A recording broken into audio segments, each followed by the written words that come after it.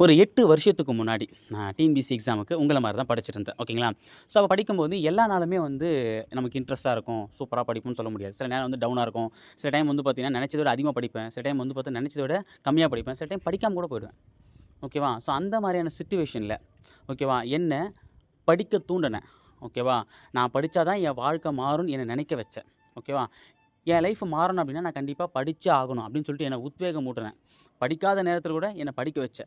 Okay. 2 முக்கியமான வார்த்தைய பத்தியும், ஒரு முக்கியமான நிகழ்வ பத்தியும், மொத்தமா ஒரு 3 விஷயத்த நான் உங்ககிட்ட இங்க ஷேர் பண்ணிக்கிறேன். ஓகேவா?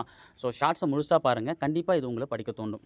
ஓகேவா? ஏன்னா, என்ன தொடர்ந்து படிக்க வச்ச விஷயங்களே இது 3 தான். முதல்ல அந்த 2 வார்த்தையில ஒரு வார்த்தை என்னன்னு பார்த்தீங்க அப்டின்னா, அ நம்ம சாலை இளந்தரியன். ஓகேங்களா? இப்போ நம்ம சிலபஸ்ல கிடையாது. ஆனா நான் படிக்கும்போது சிலபஸ்ல வந்து சாலை இளந்தரியன் வந்து நம்ம பார்ப்போம். பழைய சமச்சீர் புக்லயும் இருக்கு. ஓகேவா? அவர் சொன்ன ஒரு வார்த்தை.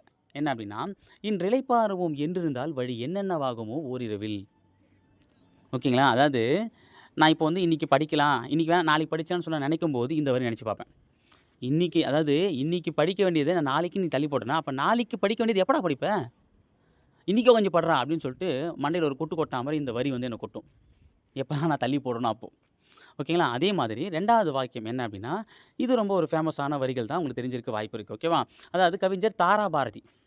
ஓகேவா? அவருடைய வரிகள் தான். அதாவது "வெறுங்கை என்பது மூடத்தனம், விரல்கள் பத்தும் மூலதனம்." ஓகேவா? இது ரொம்ப அற்புதமான வரி. ஓகேவா? எப்பலாம் வந்து நான் வந்து என்கிட்ட நோட்ஸ் இல்ல. நான் எத படிக்க போறேன்? நான்லாம் வந்து எப்படி வந்து எக்ஸாம் கிளியர் பண்றது? என்னால முடியுமா? அப்படின்னு நான் யோசிச்சு உட்காரும்போது, ஓகேவா? உன்கிட்ட என்ன இருக்குதோ அது பெருசா நெனைடா. போதும்டா. நீ ஜெயிச்சுருவடா. தமிழ் முடிச்சிட்டியா? பரவாயில்ல தமிழ் முடிச்சிட்டியே நீ. மேக்ஸ்ல என்ன இருக்கு? அப்ப என்னன்னா, இவ்வளோ தான் நான் முடிச்சிருக்குன்னு நெனச்சு என்ன டவுன் பண்ணிக்கிறத விட, இவ்வளோ முடிச்சிருக்குன்னு சொல்லிட்டு என்ன மோட்டிவேட் பண்ண வரி இதுதான். வெறுங்கை தான் நெனைக்க வேணாம். அந்த வெறுங்கையில 10 விரல் இருக்குன்னு நெனைடா. அப்படின்னு சொல்லிட்டு என்ன பலார்ன்னு கன்னத்துல அறையக்கூடிய வார்த்தை இது. இது எப்ப நான் நெனைக்கிறேனோ, நான் படிச்சத நெனச்சு சந்தோஷப்படுவேன். அந்த சந்தோஷம் என்ன மீண்டும் மீண்டும் படிக்க வைக்கும். ஓகேவா? 3வது ஒரு முக்கியமான நிகழ்வு தாங்க. அத நீங்க தம்ப்நெயில்ல இப்ப பார்த்துட்டு இருப்பீங்க. என்ன அப்படின்னா, எப்பலாம் நான் படிக்காம சும்மா உட்காந்துருக்கனோ, அப்ப ஒரு விஷயம் யோசிப்பேன். என்னன்னா, நான் இப்ப படிக்காம சும்மா வெட்டியா இருக்கேன். ஓகேவா? தண்டச்சோரா இருக்கேன். இப்படி தான் என்ன திட்டிப்பேனே. ஓகேவா? ஆனா, இந்த டைம் தமிழ்நாட்டுல ஏதோ ஒரு மூலையில இருக்க ஒருத்தன், திருநெல்வேலியிலயோ, சென்னையிலயோ, தூத்துக்குடியிலயோ, ஓகேங்களா? ஏதோ ஒரு மூலையில உட்காந்து ஒருத்தன் படிச்சுட்டு இருப்பானா? அப்போ மேலேருந்து பார்க்குற கடவுளு என்ன நினைப்பாரு? படிச்சுட்டு இருக்க அவனுக்கு வேலை குடுப்பாரா? சும்மா உட்காந்து பெஞ்ச் தச்சுன வேலை வெட்டி போவான் தண்டச்சோரா உட்காந்துருக்கு எனக்கு வேலை குடுப்பாரா? இதானே நியாயம் என்னைக்கா இருந்தாலும்.